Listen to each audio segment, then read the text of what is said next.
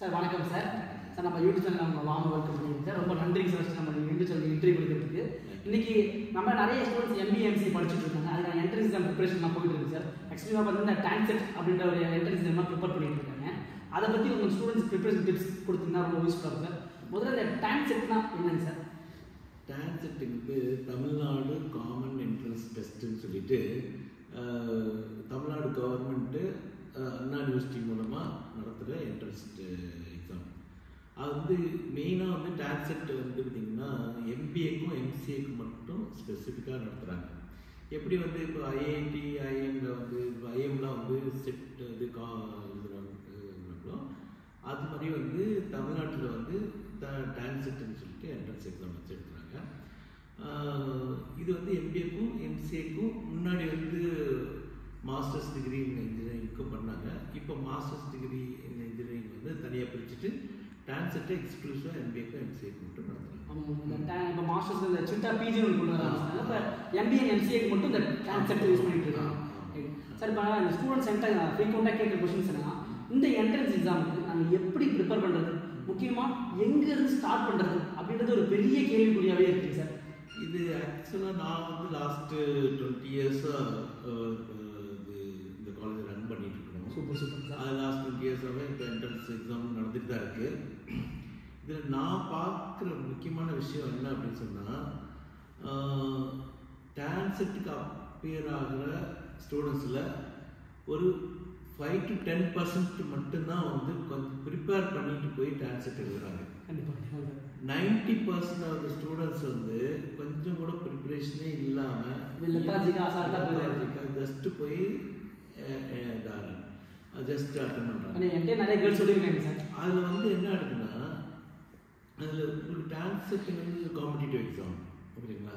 Competitive எக்ஸாமினேஷன்லேயே உங்களுக்கு முக்கியமாக 3 point முக்கியமாக பார்க்கணும். ஒன்று வந்து அந்த காம்படிட்டிவ் எக்ஸாம் பற்றி கொஞ்சம் தெரிஞ்சுக்கணும். ப்ளஸ் வந்து அதில் நெகட்டிவ் மார்க் இருக்குங்கிறத தெரிஞ்சுக்கணும். ஓகே. ப்ளஸ் வந்து டைம் வந்து ரொம்ப இம்பார்ட்டண்ட். Okay okay. இந்த உங்களுக்கு வந்து ஸ்டூடெண்ட்ஸ்க்கு வந்து நெகட்டிவ் மார்க் இருக்கிறது கூட தெரியறதில்ல, எவ்வளோ நெகட்டிவ் மார்க் இருக்குன்னு தெரியறதில்ல, புரியுங்களா. அப்புறம் வந்து எவ்வளோ டைம் இருக்குது அப்படிங்கிறது தெரியறதில்ல. ஓகே. அப்புறம் வந்து அந்த டைம் எப்படி மேனேஜ் பண்ணுறதுன்னு தெரியறதில்ல. ப்ளஸ் அந்த கொஷின் MCAக்கோ இல்லை MBAக்கோ வந்து கொஷின் வந்து கொஷின் பேப்பர் வந்து எந்தெந்த கொஷின் எந்தெந்த மாதிரி செட்டப் இருக்கும், எந்தெந்த மாதிரி ஒரு டிவிஷன்ஸ் இருக்கும் அப்படிங்கிறது தெரியாமல் தான் போய் எழுதுறாங்க. அது வந்து டோட்டல் தப்பு. ஏன்னா மினிமம் இந்த டீட்டெயில்ஸ் தெரிஞ்சுக்கிட்டு போனால் தான் அவங்க வந்து ஒரு எஃபெக்டிவாக டெஸ்ட்டு பார்ட்டிசிபேட் பண்ண முடியும், எழுத முடியும், இது மார்க் வாங்க முடியும். ரைட்டு. இப்போ என்னப்பா அந்த டான்செட்டுக்குள்ளே போகிறது முன்னாடி அந்த டான்செட்டை ஒரு அவேர்னஸே இல்லைன்னு நீங்கள் சொல்ல வரீங்க சார். ஆமாம், கண்டிப்பாக அவேர்னஸ் இல்லை. அதனால தான் பார்த்தீங்கன்னா நீங்கள் நம்பவே மாட்டீங்க, ஒரு 20,000 பேர் டான்செட் எழுதுறாங்க அப்படின்னு சொன்னால், ஓகே, அது வந்து ஒரு 3000 பேர் தான் உண்மையாலுமே வந்து ஒரு 5 மார்க்குக்கு மேலே வாங்குறாங்க. ஓ, வெறும் 5 மார்க்ஸ்ங்கிறதே ஒரு 3,000 மார்க்ஸ் மேலே வாங்குறது 3000 பீப்புள் தான் வாங்குறாங்க. அதுக்கு மீதி எல்லாம் பார்த்தீங்கன்னா ஆல்மோஸ்ட் வந்து 60 to 70% ஸ்டூடெண்ட்ஸ் வந்து நெகட்டிவ் மார்க் வாங்குறாங்க. இப்போ இந்த நெகட்டிவ் மார்க் வந்து வாங்கிட்டாங்கன்னா அவங்களுக்கு ரொம்ப மனசு விட்டுறாங்க அப்படிங்கிறது.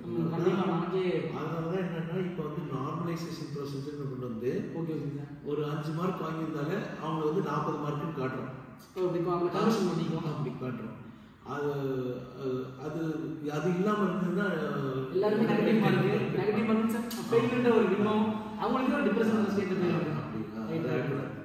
Okay okay. இந்த டான்ஸை பற்றி நிறைய அவேர்னஸ் தெரியும். எக்ஸாம்ஸ் எப்படி தெரிய முடியாது, இல்லை டான்ஸை பற்றி ஒரு அவேர்னஸ் தெரியும்.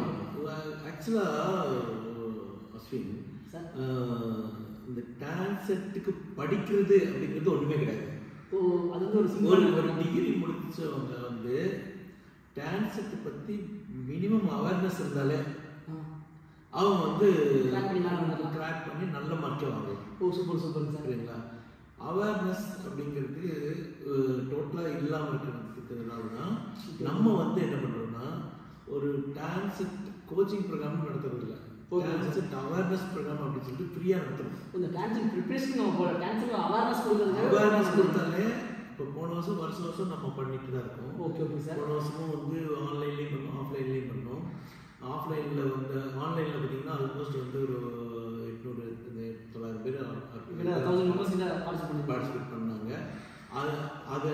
பார்த்தீங்கன்னா அவங்களாம் வெறும் ஃபஸ்ட்டு ஒரு டெஸ்ட் வச்சதில் 3 மார்க்கு -5 மார்க்கு அப்படி வாங்கினவங்கலாம் ஓகேங்க சார் 4 நாள் அவேர்னஸ் ப்ரோக்ராமில் எல்லாம் வந்து பார்த்தீங்கன்னா 60 மார்க்கு 70 மார்க் வாங்கினாங்க. ஓகே 50 போயிட்டாங்க. ஆமாம் ரைட்டுங்க சார். அது மாதிரி நம்ம இந்த வருஷமும் அவேர்னஸ் ப்ரோக்ராம் கண்டக்ட் பண்ணுறோம். கண்டிப்பாக அது இன்ஃபார்ம் பண்ணுறோம் உங்களுக்கு. ஸ்டூடெண்ட்ஸ் நான் இன்ஃபார்ம் பண்ணால் அவங்க ரொம்ப யூஸ்ஃபுல்லாக இருக்கும். அது வந்து டோட்டல் ஃப்ரீ தான். Okay sir. என்கிட்ட ஃப்ரீ தான். நம்ம சர்வீஸ் பண்ணி ஆமாம். இது பெய்ட்லாம் கிடையாது. சந்தோஷம் சார். அதில் ஓகே அதில் முக்கியமாக பார்க்க வேண்டியது எல்லாம் அப்படின்னு சொன்னீங்கன்னா ஒன்று நெகட்டிவ் மார்க்கை எப்படி அவாய்ட் பண்ணுறது. Okay sir. புரியுதுங்களா? ரெண்டாவது வந்து எந்தெந்த கொஸ்டின் அட்டன் பண்ணணும் எந்தெந்த கொஸ்டின் அட்டன் பண்ணக்கூடாது. ஓகே எது அட்டன் பண்ணக்கூடாதுன்னு தெரிஞ்சுக்கணும். ஆமாம் right sir. First of all வந்து நீங்கள் ஒரு டான்செக்டரை பற்றி எம்பிஏக்கும் சரி எம்சிஏக்கும் சரி டோட்டலாக 100 கொஸ்டின்ஸ் இருக்கும். புரியுதுங்களா? Okay sir. 100 கொஸ்டினுக்கு அவங்க கொடுக்கறது 2 மணி நேரம் தான்.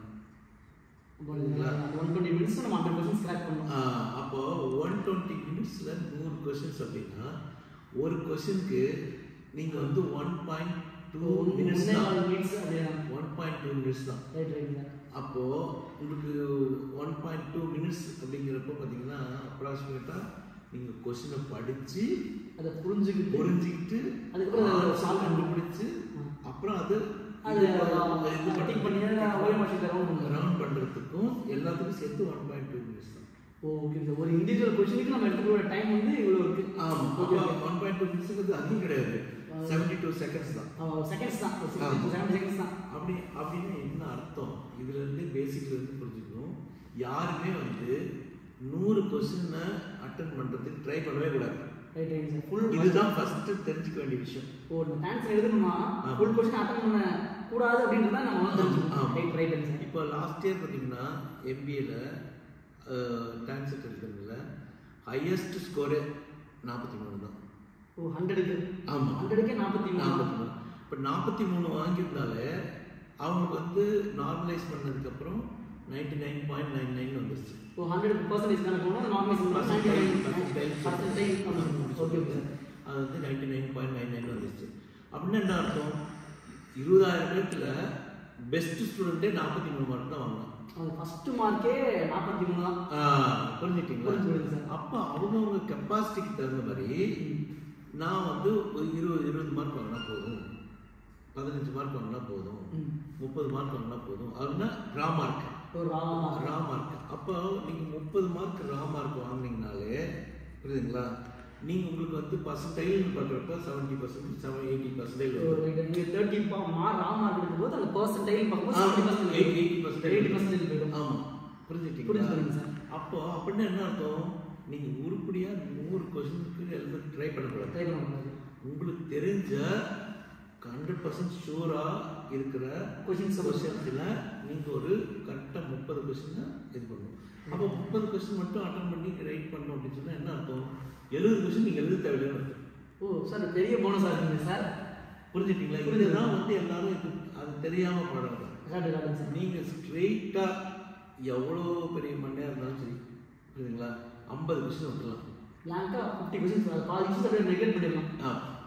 புரியுதுங்களா? புரியுது. அப்போ பேலன்ஸில் இருக்கிறது வந்து 50 கொஸ்டின். இந்தியாவாக இருக்கட்டும், எம்சிஏவாக இருக்கட்டும், இதுதான் ஃபர்ஸ்ட் தெரிஞ்சுக்க வேண்டிய விஷயம். இதுதான் first rule exam. Right sir. அப்போ ரொம்ப நல்லா படிக்கிற பையன் வந்து 50 கொஸ்டின் அட்டன் பண்ணலாம்.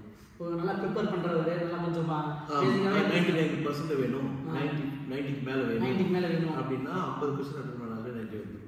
ஓ சூப்பர் சார். புரியுதுங்களா? அந்த 50 கொஸ்டின் அட்டன் பண்ணாலே நம்ம 90 மேலே போயிடலாம். வந்துடும். ஓகே, 50 கொஸ்டின் கரெக்டாக அட்டன் பண்ணணும். சப்போஸ் அதோட கொஞ்சம் இதாக இருக்கிறவங்க என்ன பண்ணணும், ஒரு 20 கொஸ்டினோ 25 கொஸ்டினோ 30 கொஸ்டினோ மட்டும் அட்டன் பண்ணணும். ஓகே. நான் அதனால் என்ன அவேர்னஸ் ப்ரோக்ராமில் ஃபஸ்ட்டு என்ன சொல்லுவேன் அப்படின்னு சொன்னால், நீங்கள் கொஸ்டின் பேப்பர் வாங்கினோடனே என்ன ஒரு தடவை என்னென்ன செக்ஷன் எங்கெங்கே இருக்குதுன்னு பார்க்கணும். ஓகே. இந்த செக்ஷன் ஃபஸ்ட்டு எங்கெங்கே வச்சுருக்காங்கன்னு அதை பார்க்கணும். ஓகே. ஒவ்வொரு செக்ஷன்லேயும் என்னென்ன கொஸ்டின்ஸ் இருக்குதுன்னு பார்க்கணும். நம்பர் ஆஃப் கொஸ்டின்ஸ் கவனிக்கணும். ஓகேங்க சார். புரியுதுங்களா? அப்புறம் வந்து உங்களுக்கு எந்த செக்ஷன் ஈஸியாக இருக்கோ அதை முதல்ல அட்டன் பண்ணணும். நம்ம எந்த செக்ஷன் ஈஸியாக இருக்கோ அதை அந்த செக்ஷனில் போய் ஒருத்தருக்கு கான்டென்ட் ஈஸியாக இருக்கும், இங்கிலீஷ், ஒரு சிலருக்கு காம்ப்ரிஹென்ஷன் ஈஸியாக இருக்கும், சில பேர் பிஸ்னஸ் சிச்சுவேஷன் ஈஸியாக இருக்கும். அது மாதிரி புரியுங்களா? புரியுது சார். கொஷின்ஸ் எப்படி இருக்கும் அப்படின்னு சொன்னீங்கன்னா, இந்த அவேர்னஸ் இப்போ என்ன கேட்கறதுனால விளக்கமாக சொல்கிறேன். Okay okay sir. இது 100 கொஷின் எப்படி இருக்கும் அப்படின்னு சொன்னீங்கன்னா, ஒரு 10-15 கொஷின்ஸ் வந்து ரொம்ப ஈஸியாக இருக்கும். ஓ புரியுது. ஆனால் வரிசையாக இருக்காது, அங்கங்கே இருக்கும். Okay okay okay sir. 10 question நீங்கள் இதை படிக்கிறப்பவே, அதாவது கொஷின் படிக்கிறப்பவே அதுக்கு ஆன்சர் கேட்டுங்களா? அது ரொம்ப ஈஸி. இன்னொரு 10 கொஷின் வந்து ஒரு சின்ன கால்குலேஷன், ஒரு மைனர் கால்குலேஷன்ஸ், ஒரு மைனர் கால்குலேஷன் போட்டிங்கன்னா ஒரு 4வது 5வது லெவலில் இருக்கிற மேத்ஸில் இருக்கிற கால்குலேஷன் போட்டிங்கன்னா ஓகே ஓகே சார். அது மாதிரி புரியுதுங்களா? புரியுது சார். அப்போ வந்து பார்த்தீங்கன்னா யாருமே வந்து கரெக்டாக பொறுமையாக பண்ணாங்க அப்படின்னு சொன்னால் 25 மார்க் எடுக்கிறது ரொம்ப ஈஸி. ரொம்ப ரொம்ப ஈஸி சார். அது படிச்சு போனால் 15 மார்க் ஈஸியாக கிடைக்கும். ஆமாம், புரியுதுங்களா? ரைட். அப்புறம் வந்து அதுக்கப்புறம் கொஞ்சம் அப்ளிகேஷன் ஓரியன்டாக இருக்கும், ஒரு 15 கொஷின்ஸ். புரியுதுங்களா? அப்புறம் கொஞ்சம் காம்ப்ளிகேட்டடாக ஒரு 5 கொஷின்ஸ் இருக்கும். அது காம்ப்ளிகேட்டடாக ஒரு 20-25 கொஷின்ஸ் வந்து கொஸ்டின் பேப்பர் ப்ரிப்பேர் பண்ணவரை கூட எழுத முடியாது. அந்த மாதிரி ரொம்ப ட்விஸ்ட், ரொம்ப டைமிங். அது வந்து அது பேசிக்காக என்னன்னா, இது கரெக்டாக அனலைஸ் பண்ணி எழுதுறாங்களா அப்படின்னு தெரிஞ்சுக்கிறதுக்கு தான் அந்த மாதிரி பண்ணுறது. இந்த எக்ஸாம் வந்து குவாலிஃபைடான ஸ்டூடெண்ட்ஸ் உள்ள அந்த குவாலிஃபிகேஷனை உள்ள கொண்டு வரதுக்காக ஓகே ஓகே சார். புரியுது சார். இப்போ ஃபார் எக்ஸாம்பிள் நீங்கள் பிஸ்னஸ் சுச்சுவேஷன்ஸ் அப்படின்னு இருக்கு, அது பார்த்தீங்கன்னா நிறைய பேர் தப்பு பண்ணிடுவாங்க. ஏன்னா நீங்கள் ஒரு கொஸ்டினை ஒரு சுச்சுவேஷனை படிச்சுட்டு ஒரு கொஸ்டினை படிக்கிறதுக்கே உங்களுக்கு வந்து 20 நிமிஷம் ஆயிடும். ஆமாம் சார், நிறைய பேர் சொல்லியிருக்கேன். புரியுது. ஆனால் உங்களுக்கு டைம் வந்து 72 செகண்ட் தான் இருக்குது. எப்படி பண்ணுவீங்க? இதுலேயே ட்ரெயின் ஆகிடும். அதுலேயுமே கரெக்டாக உங்களுக்கு கொண்டு வர முடியாது, ஆன்சர் கொண்டு வர முடியாது. இதுவா அதுவா கன்ஃபியூஸ் ஆகிடும். அதனால் அதெல்லாம் அவாய்ட் பண்ணணும். எது அவாய்ட் பண்ணால் அவாய்ட் பண்ணணும். அதனால நாங்கள் வந்து இந்த இதில் வந்து இது கான்செப்ட் அவேர்னஸ் ப்ரோக்ராமில் இதுதான் சொல்கிறோம். ஃபர்ஸ்ட்டு எப்படி கொஸ்டின் செலக்ட் பண்ணுறது, கொஸ்டின் செலெக்ஷன்ஸ். ஆமாம். அடுத்தது வந்து எப்படி ஈஸி கொஸ்டின்ஸ் ஐடென்டிஃபை பண்ணுறது, ஈஸி கொஸ்டின்ஸ் எப்படி பிக் அவுட் பண்ணுறது. அப்புறம் எப்படி வந்து ஷார்ட்கட்ஸ் யூஸ் பண்ணி ஆன்சர் கண்டுபிடிக்கிறது. அப்புறம் எப்படி ஆன்சர்லேருந்து ஆன்சர் கண்டுபிடிக்கிறது. ஓ புரியுது சார். அந்த 4 ஆப்ஷன்ஸ் அது வந்து ஆன்சர் கண்டுபிடிக்கிறது டிஃப்ரெண்டாக இருக்குது. இப்படி எல்லாம் நாங்கள் வந்து டீட்டெயிலாக வந்து ஒரு 5 டேஸ் ப்ரோக்ராம், ஒரு 2 hours 10 மணி நேரம் போதும். தாராளமாக நல்ல மார்க் வாங்கலாம். வெறும் 10 ஹவர்ஸில் ஆன்சர் நல்ல மார்க் எடுக்கலாம். ஆமாம் சார், எல்லாம் கஷ்டப்பட்டு இருக்காங்க சார். தேவையில்லை. புரியுதுங்களா? அது நான் எப்போ ஆரம்பிக்கிறேன்னு சொல்லிட்டு நோட்டிஃபிகேஷன் கொடுங்க. அதை நீங்கள் ஆன்லைன் பண்ணிட்டு அப்புறம் நம்ம இது பண்ணுவோம். நார்மலாக ஸ்டார்ட் இந்த மந்த் ஆஃப் இது பொங்கல் முடிச்சுட்டு ஜனவரியில் ஸ்டார்ட். ஆமாம், அது ஒரு 4 குரூப்பாக பண்ணுவோம். 5 குரூப்பாக பண்ணுவோம். ஜனவரியில் 1, பிப்ரவரியில் 1, மார்ச்சில் 1. ஒரு மந்த்லி பேட்ச் மாதிரி ஒரு குரூப்பாக பண்ணுவோம்.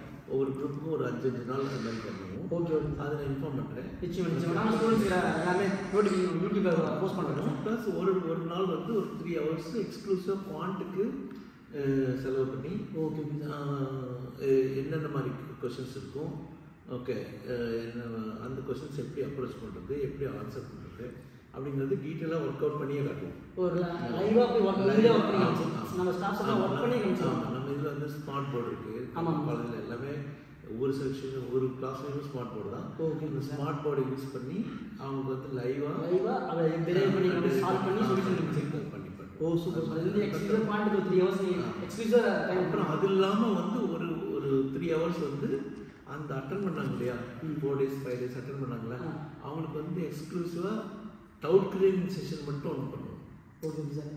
எல்லாமே ஆமாம், கூகுள் மீட்டில் வந்து அவங்களோட இது வந்து டீட்டெயிலாக டவுட் கிளியரிங் தனியாக பண்ணலாம். கண்டிப்பாக.